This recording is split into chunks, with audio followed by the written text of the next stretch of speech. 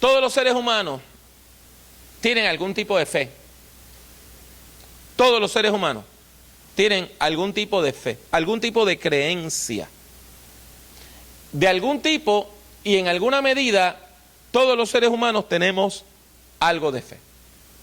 Recuerdo que estuve escuchando una entrevista a un escritor muy famoso de libros infantiles. Y este señor,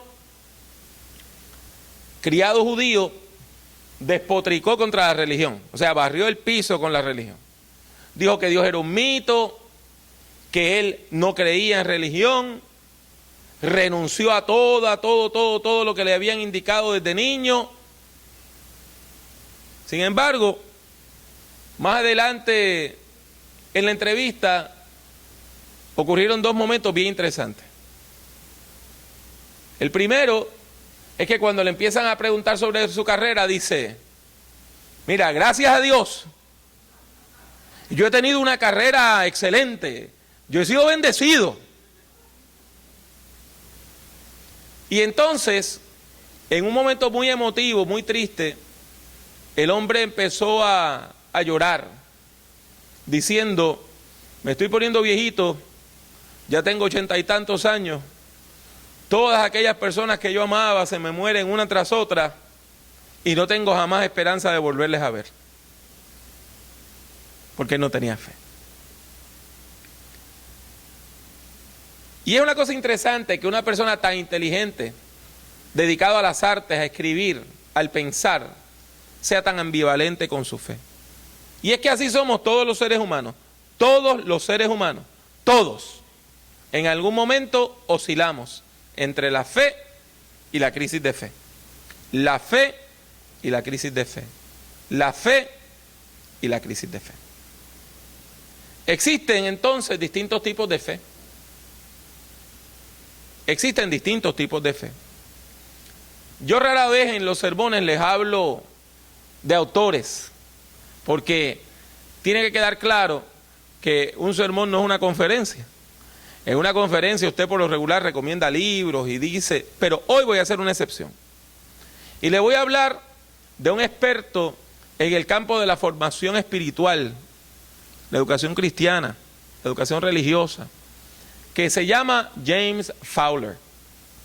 Y Fowler escribió un libro importantísimo, importantísimo, en el campo de la educación, que se llama Etapas de la Fe, Stages of Faith. Y aunque toda clasificación es arbitraria, y todas las taxonomías, como se le llama en buen español, a las clasificaciones, tienen algo de falso, porque usted está diciendo que todo el mundo va en cierto orden. Él desarrolló un modelo que hasta ahora ha probado ser sumamente útil para el estudio de cómo una persona crece en la fe. Fowler dice que los seres humanos podemos llegar a 7 distintas etapas de la fe. 7 etapas. La primera es lo que se llama la fe primaria o indiferenciada. En la fe primaria o indiferenciada, que es común en los niños recién nacidos hasta 2 años, hasta los andarines, los niños no distinguen lo natural de lo sobrenatural. Para ellos, sus padres, sus madres, las personas encargadas, son como dioses. Porque un bebé recién nacido no puede sobrevivir sin un adulto. Nosotros los seres humanos somos de los seres que caminan por la tierra, de los más indefensos. Usted puede ver esos documentales donde una tortuga grande, un carey, va, pone su huevecillo, se va a nadar y cuando están listas las tortuguitas, los carellitos, salen y instintivamente se arrastran hacia el mar y siguen nadando. Los seres humanos no. Y es común que no hay una diferenciación de las cosas. Todavía recuerdo a una sobrina que un día le dice a la mamá: hoy no vimos a Dios, mami, hoy no vimos a Dios, porque no habían ido a la iglesia ese día. Y cuando seguimos escarbando es que ella pensaba que el pastor era Dios, porque tenía esa fe primaria indiferenciada. En segundo lugar, tenemos lo que se llama la fe intuitiva o proyectiva, que es común entre los niños de 2 a 7 años.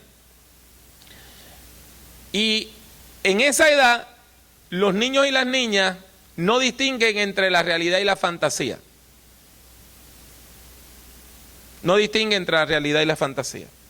Aprenden las historias bíblicas y en su mente las pueden combinar con los dibujos animados y las historias que ven en la televisión o puedan leer en la escuela.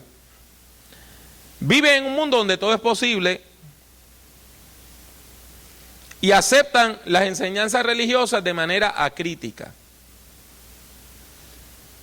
Yo todavía recuerdo que mi hijo mayor tenía como 3 años, un día, y está hablando con su mamá por teléfono y le dice: papi me compró un juguete nuevo. Y le dice: mira, y agarra el teléfono y pone el juguete al frente.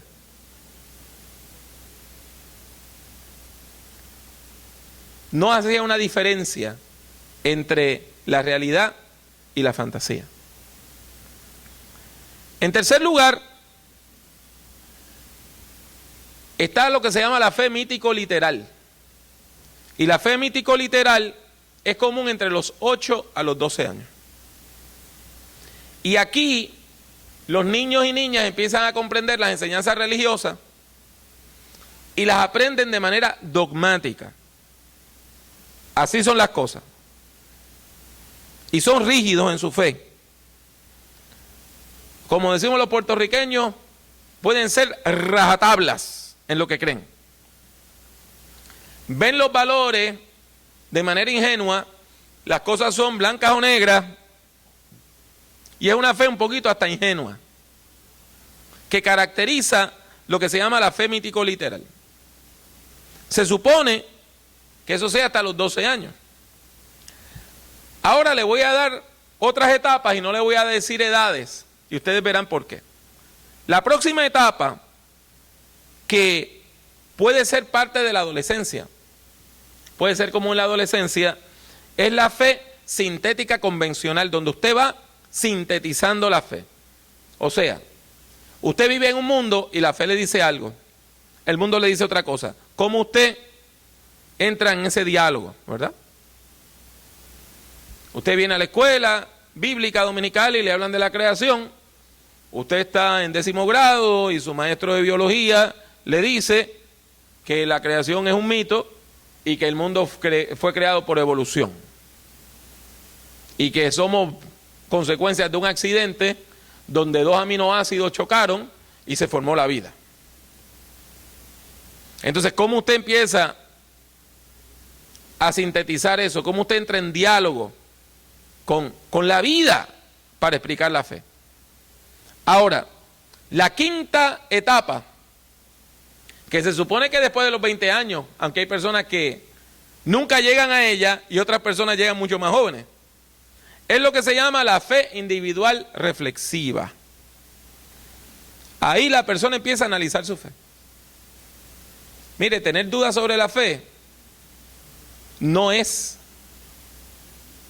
un pecado.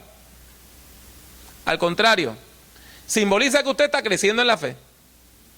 Porque si usted se fija, en ninguna de las anteriores hemos hablado de dudas.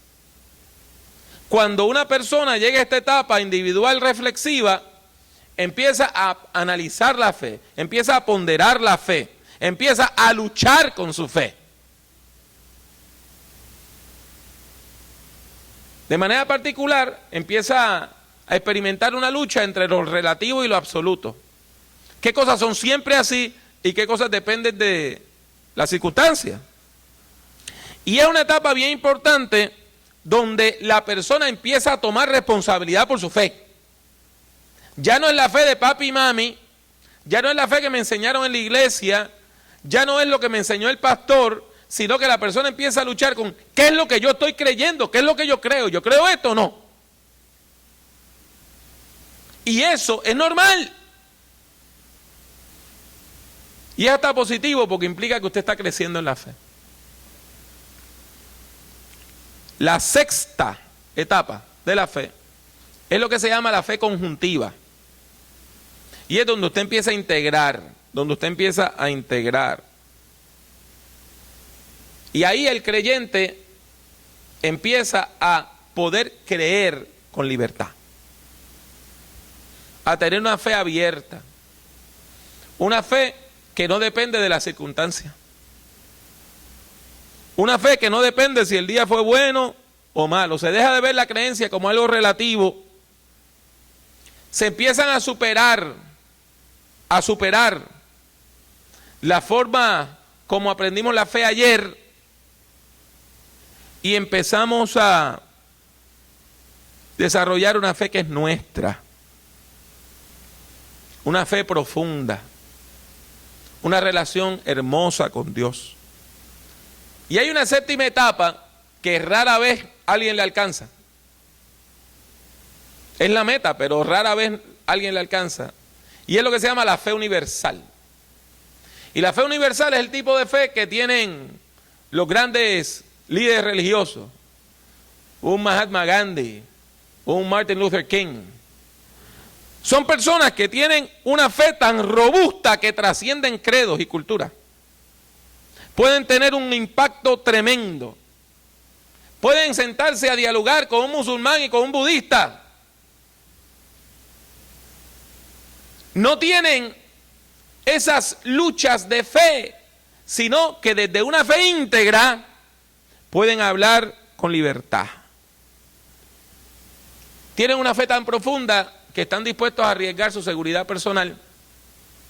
En el fondo no les importa si viven o mueren, porque viven o mueren para Dios. 7 etapas de fe. Pero como habrán notado, a partir de la 4ª etapa yo le dije que no todo el mundo va al mismo ritmo. ¿Me entendieron bien? Eso tiene que quedar claro, mis hermanos y hermanas. La mayor parte de los seres humanos no llegamos no solo a las 7, no llegamos a la 3. Y ese es el gran problema. La mayor parte de la gente se queda con un tipo de fe adolescente, de ese tipo de fe característica de la adolescencia. O sea, ¿a qué me estoy refiriendo? Se quedan o con una fe ingenua, rígida y literal, donde dicen, si está en la Biblia yo lo creo aunque no haga sentido, porque está en la Biblia y yo lo creo. O sea, ese tipo de fe, y si tú no lo crees, tú estás mal y te vas para el infierno. O sea, ese tipo de fe rígida, literal, característica de los 8 a los 12 años. O una fe inmadura que está todo el tiempo tratando de armonizar la realidad y la fe. Y es una fe en negociación todo el tiempo, pero que nunca decide nada. Que es la fe de la temprana adolescencia. O se quedan en la fe de la tardía adolescencia, que es la etapa de las dudas, en una lucha constante con su fe. Tiene que quedar claro que Dios nos llama a todos nosotros a crecer en la fe. Quizá ahora ustedes entiendan por qué en mis sermones y en mis estudios bíblicos yo hablo tanto del crecimiento en la fe. Porque hay que trascender la fe ingenua, la rígida, la fe en negociación y la fe de la duda para llegar a esa fe en conjunto, donde usted integra sus valores, integra sus creencias. Esa es la meta, seguir creciendo y llegar hasta allá. ¿Está bien? Ahora bien, esto implica que la iglesia tiene una tarea educativa. Una iglesia que no educa no es una iglesia que esté cumpliendo su misión. La educación es parte integral de la fe, porque si usted no crece en la fe, usted jamás va a poder llegar a tener una fe profunda.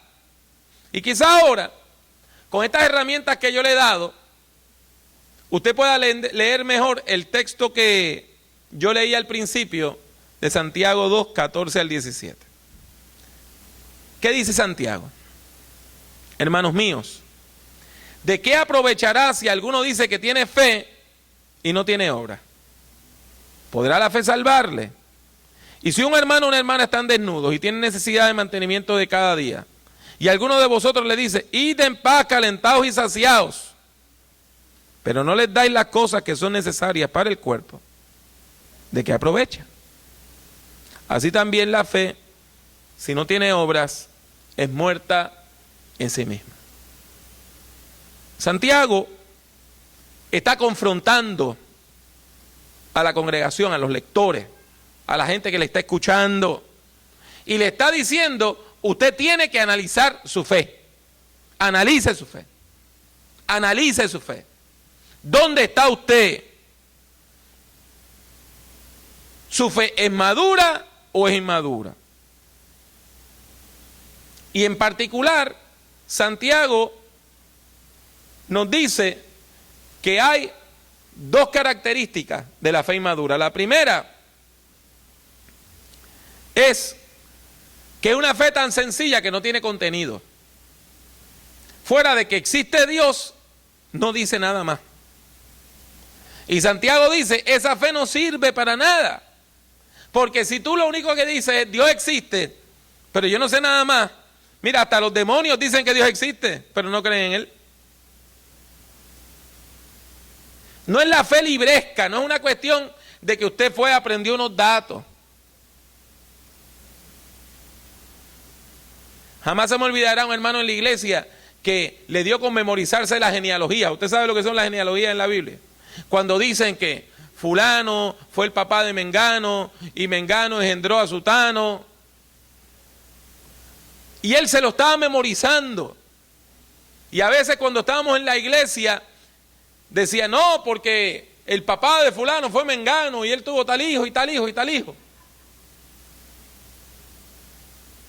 Pues muéstrame tu fe por tus obras. Porque no es que sea malo memorizarse esas cosas, pero ¿de qué aprovecha? ¿Cómo le ayuda a usted a ser una mejor persona, un mejor creyente, un mejor ser humano, a lidiar con los problemas de la vida? Si su fe se limita nada más a que Dios existe, pero yo no sé nada más, pues es una fe adolescente, infantil, hasta los demonios reconocen la existencia de Dios. Pero eso no quiere decir que tengan una relación con Dios. Pero por otro lado, Santiago nos indica que la fe tiene que ser una fe viva. Una fe viva. Una fe viva. No es una cuestión de usted tener una fe libresca, de iglesia, de domingo por la mañana. No es una cuestión de que usted sepa hablar como hablan los evangélicos. Y el resto de su vida, el resto de sus días, usted los vive como un impío, malo y pecador. O peor aún, como un ateo.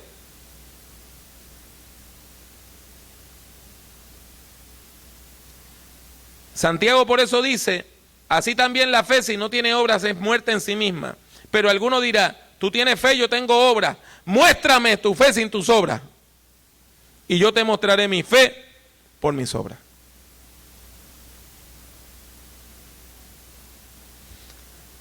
Hace un tiempo me encontré con un caso horrible de un hombre que cometió un crimen contra su hija y fue acusado por él mismo. En un arranque de ira, un viernes por la noche, como su hija llegó 15 minutos tarde de la iglesia, la emprendió a golpes contra ella. El muy cobarde ni siquiera le dio él solo, sino que le pidió a alguien que la aguantara a ella mientras él le entraba a golpes. Un hombre que casi le triplicaba el peso a su hija. Al otro día la muchachita se escapó de la casa y fue al cuartel de la policía a denunciar que había sido golpeada por su papá. Y fue bien interesante, y el policía le dice, ¿y dónde está su papá en este momento? ¿En su casa? Y ella dice, no, yo pude salir de casa porque él fue a la iglesia a limpiar el templo.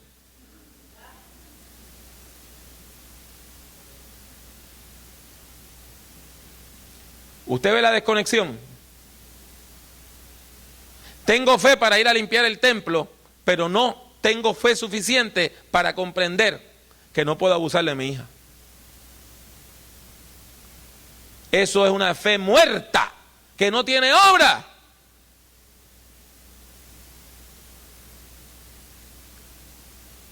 Muéstrame tu fe que no tiene obra y yo te voy a mostrar mi fe a través de mis obras.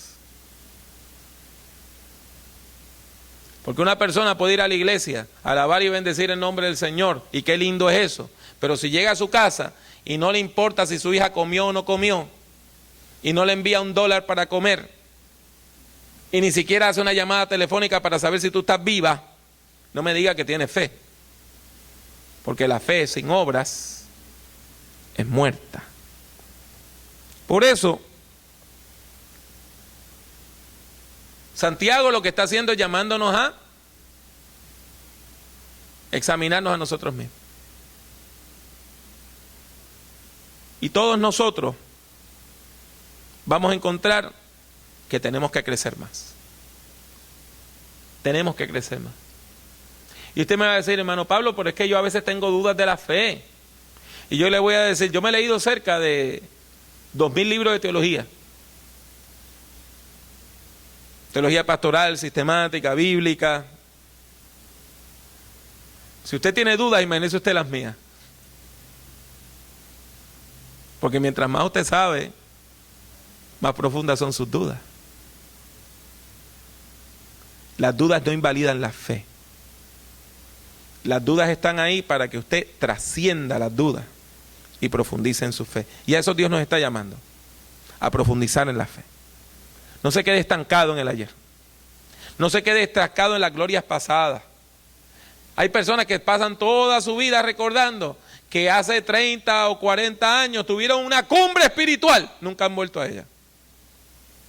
Mi hermano, mi hermana, Dios nos llama a crecer y avanzar en la madurez en el nombre de Jesucristo nuestro Señor.